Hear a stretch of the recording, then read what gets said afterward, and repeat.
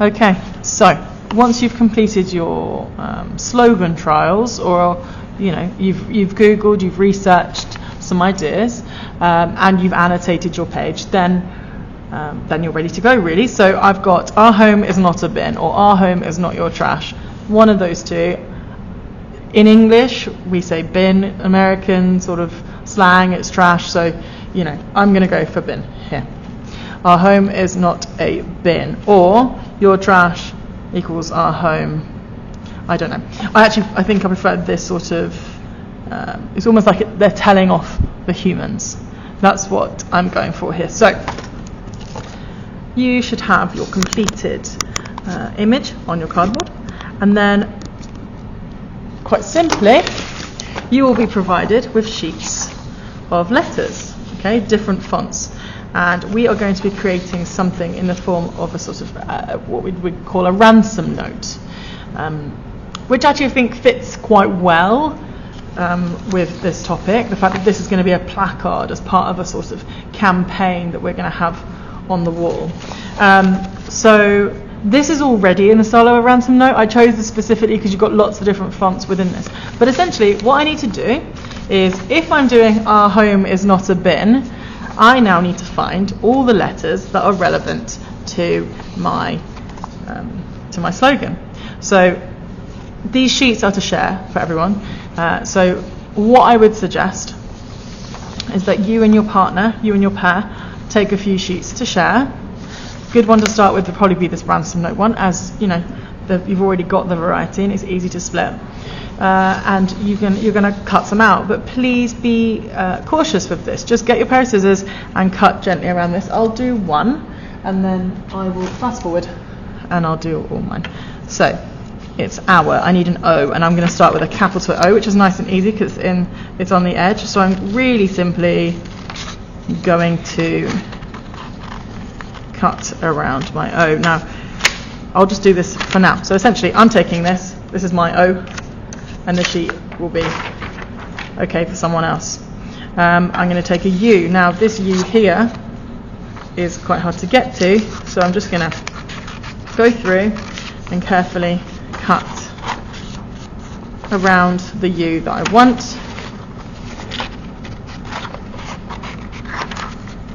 and return the sheet back to the pile once I'm done with it.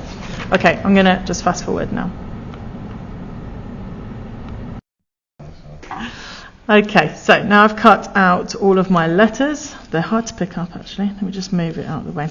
And so I've got our home,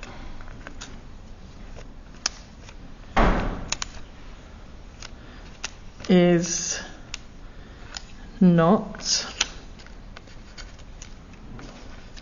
oh God, I can't pick it up. There we go. Not a bin. Okay, so now I could cut these out and just stick them straight on here. However, I'm probably going to use some little strips of paper to stick them on. So I'm going to trim these nicely with a pair of scissors, and I'm going to stick each word on a letter so that they're just a bit easier to stick down on here, and we're not just going to lose odd letters anywhere. So I'm going to go ahead and trim and stick them there. Now you can either trim them into squares, you can be rough with it, you can, it's really up to you. You can trim directly around the letter. It's absolutely down to you. The harder one would be something like the O here, but because I've already cut it sort of curved around the O, I'm probably going to do it as a circle as well. Something like this. Okay, so I'm going to go ahead and do this, and then I'll come back again. Okay, so as you can see, I've got my letters stuck down on the cardboard now, and I've chosen to actually alternate the pieces of cardboard. So you've already got these strips of coloured paper, so that should be helpful for you. And then all that's left to do is to decide how you're going to arrange it. And it has to be eye-catching. It has to be legible. Yeah, you want to be able to, and by that I mean, you want to be able to read it. You want someone to be able to read it. You don't want like one word up here. So like our home is, you know, it needs to be in a sentence order so that it makes some sense. I'm going to trim around these a little bit more, and then I will come back and show you where I've placed it. And here we go. So I've stuck these down.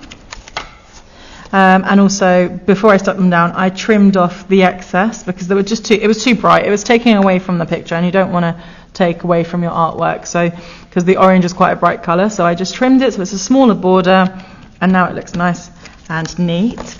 And finishing touch, get yourself a pen or a pencil, and just put your name nicely at the bottom.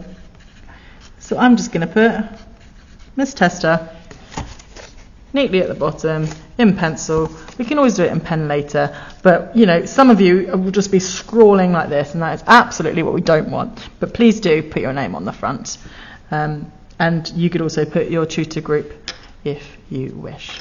Okay, enjoy.